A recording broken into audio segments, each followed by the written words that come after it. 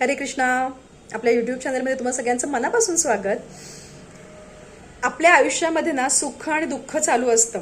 दुःख माणसाकडे आलं ना की माणूस भगवंतांना एकच प्रश्न विचारतो, मी तर सगळ्यांचं चांगलं केलेलं आहे, तुला दिसत नाही का, तू माझा इतका अंत का बघतोय, मला इतका त्रास का देतोय, माझ्याकडून अशी काय चूक झाली की तू इतकं म्हणजे रोजचा दिवस अगदी मरण यावा या त्रासात मी जगते, तुला दिसत नाहीये का, तू माझा अंत बघतोयस. आपण खूप प्रश्न भगवंतांना विचारतो.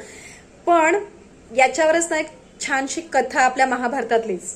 भीष्म पितामहा सगळ्यांना माहितीये, बलाढ्य बलाढ्य शौर्यत्व प्राप्त झालेले असे शौर्यवीर. अगदी अगदी त्यांचं आयुष्याचं जर आपण त्यांचं व्यक्तिमत्व बघितलं तर त्याच्यातून शिकण्यासारखं खूप होतं. त्यांनी शपथ घेतली होती की मी आजन्म ब्रह्मचार्याचं पालन करेल आणि हस्तिनापूरचा राजा आणि त्याच्या युवराजाचं मी संरक्षण करेल. पण त्याचा मृत्यू कसा झाला माहितीये ना. भीष्म पितामहा हे बाणांच्या शय्येवर पूर्ण पडलेले होते. त्यांच्या प्रत्येक पेशीमध्ये, शरीराच्या प्रत्येक पेशीमध्ये त्यांच्या बाण गेले होते. तिथून इतका रक्तप्रवाह होत होता. त्यांना खूप वेदना होत होत्या. ते हळहळत होते. त्यांना इच्छामरण होतं. त्यांना इच्छामरणाचं वरदान होतं. पण हे काय, हे कुठलं मरण? जेव्हा भगवंत त्यांच्या समोर येतात ना, तेव्हा ते भगवंतांना हात जोडून विचारतात, हे माधवा, माझ्याकडून अशी काय चूक घडली की मला असं मरण यावं? तेव्हा भगवंत त्यांना म्हणतात की मी तुम्हाला दिव्य दृष्टी देतो, तुम्ही तुमचे मागचे जन्म आठवा, तुम्हाला ह्या प्रश्नाचं उत्तर मिळेल.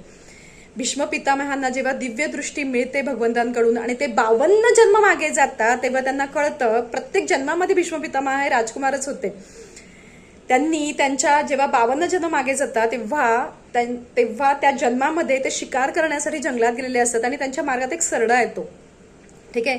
सो ते काय करतात, त्याला एक बाण मारतात त्या सरड्याला आणि तो सरडा घेऊन असं फेकतात. तो सरडा जाऊन पडतो निवडुंगाच्या झाडावर आणि त्या निवडुंगाचे काटे त्याला बोचत असतात आणि तसा त्याचा मृत्यू होतो त्या सरड्याचा.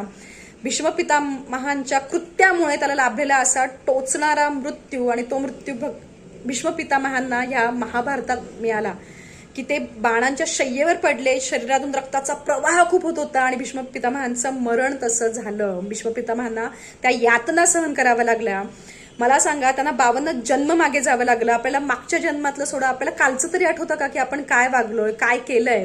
सो जेव्हा सुख आल्यानंतर आपण भगवंतांना विचारत नाही ना की मला काय हे सुखाचे क्षण मिळाले, तसं दुःख आल्यानंतर पण ना एक गोष्ट मनात क्लिअर ठेवा, माझ्याच कर्मांमुळे सुख आलंय आणि माझ्याच कर्मांमुळे दुःख आलंय. सो हे भगवंता, मला माहित नाहीये की माझ्यासमोर आज ही दुःखद परिस्थिती कशामुळे आली, मला इतका त्रास कशामुळे होतोय, पण हा माझा दुःखाचा प्रवास तू सोपा कर.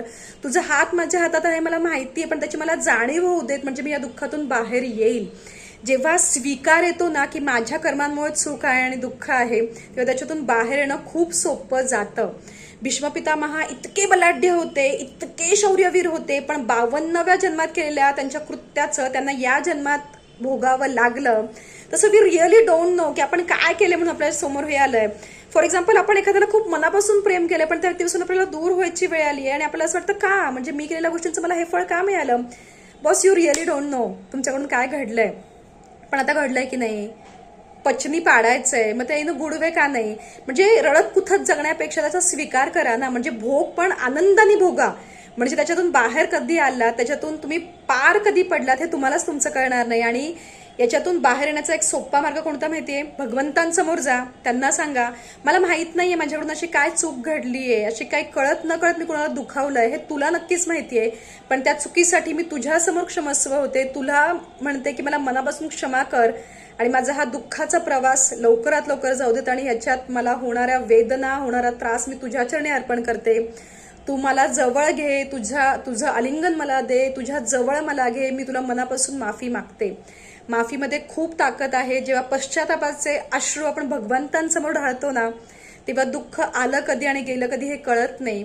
त्याच्यामध्ये सुद्धा भगवंत तुम्हाला घडवतात आणि शेवटी येतं मनामध्ये की देवा थँक्यू, जे झालं ते माझ्या प्रगतीसाठीच झालं. करून बघा आणि नक्की कळवा की तुमचा दुःखाचा प्रवास या व्हिडिओमुळे कितपत थोडासा जरी हेल्पफुल झाला असेल तर मला ते वाचायला, ऐकायला नक्की आवडेल. हरी हरी बोल. हा व्हिडिओ आवडला असेल तर आपल्या चॅनलला नक्की सबस्क्राईब करा. कोणी दुःखात असेल तर त्याच्यापर्यंत नक्की पोहोचवा आणि शेअर करा. हरे कृष्णा.